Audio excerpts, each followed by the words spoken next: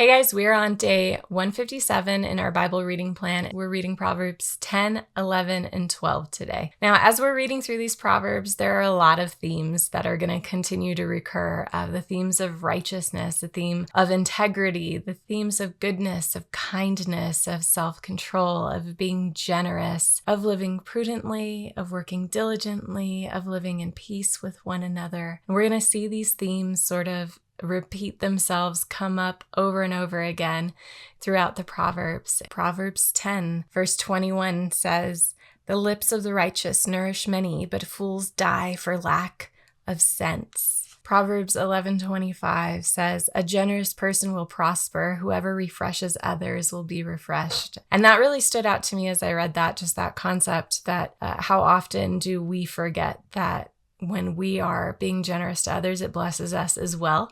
And that whenever we take a moment to refresh or encourage others, it also refreshes and encourages us. And then in chapter 12, we read, "Whoever loves discipline loves knowledge, but whoever hates correction is stupid." And I have to tell you guys, I looked that up in many different translations, and the only one that it doesn't say stupid in is the KJV, and probably the New King James Version probably doesn't say that as well. I didn't check, but every single one, it said, "Whoever loves discipline loves knowledge, but whoever hates correction is stupid." Use the word stupid to describe people who dislike correction. And then a couple of other things that it said that really stood out to me in chapter 12 were verse 13, "Evildoers are trapped by their sinful talk, and so the innocent escape trouble."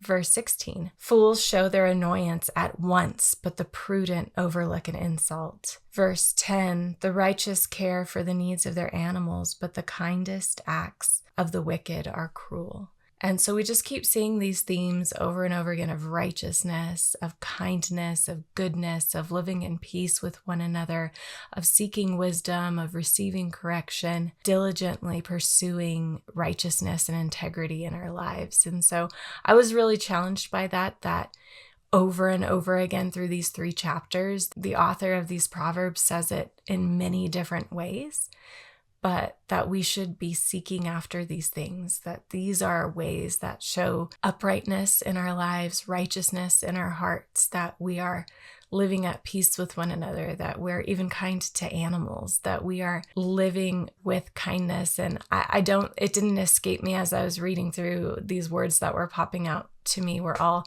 also fruits of the Spirit: goodness, kindness, peace, joy, love, and love for one another. And so I was just really encouraged by that as I read it, that as we seek wisdom, as we seek righteousness, as we seek to continue following the Lord, His Spirit in us will continue bringing fruit into our lives. But the one that challenged me the most as I was reading through was in chapter 12, Proverbs 12:16, where it says, "Fools show their annoyance at once, but the prudent overlook an insult." And it just challenged me on how often lately, especially, I'll get quickly annoyed, and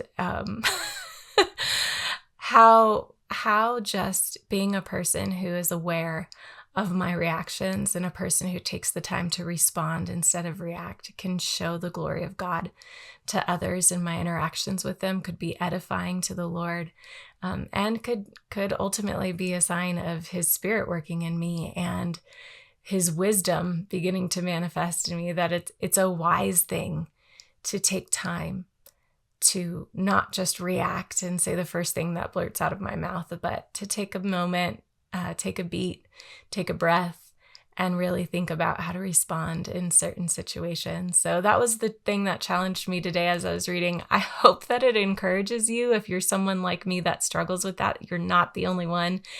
And that the Lord can do great things with us if we are willing to receive the correction that He gives us in His Word. So I hope that encourages you.